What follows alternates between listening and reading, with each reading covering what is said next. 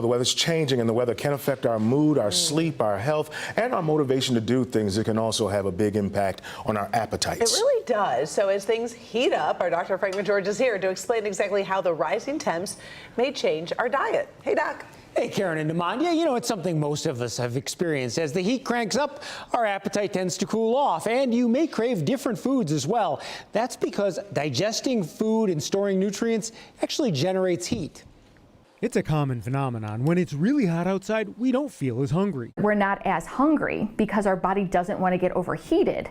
So we end up eating less, or we eat less calories, so we don't produce as much of that internal heat. Beth Czerwony is a registered dietitian at the Cleveland Clinic. She says the opposite happens in the winter when we're cold and our bodies crave more food to stay warm. But heat is not the only reason our appetite changes with the seasons. In the summer, people are usually more active, so they might not be as hungry.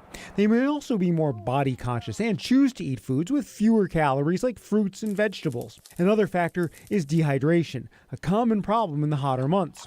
When you're dehydrated, your gut starts to slow down and you don't digest food as well. That in turn can make you feel nauseous. The other thing to remember is a lot of times when we're dehydrated, our sense of thirst is stunted anyway. So if all of a sudden you're really, really thirsty, you're probably very dehydrated. So drinking throughout the day is going to be important.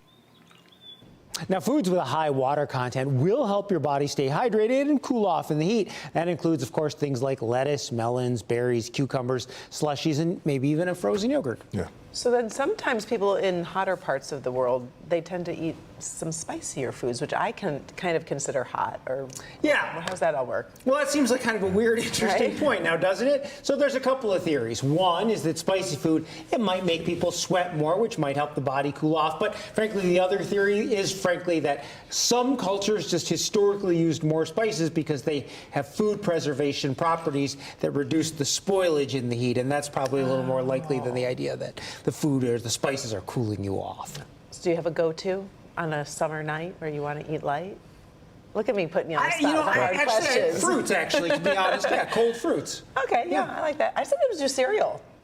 Oh, I don't know. Maybe because I'm a bad cook, and that's all I have. yeah, well, fruits you have to have around. I'll say that. That's true. So, yeah. All right. Thanks, Doc. Appreciate it. Appreciate you.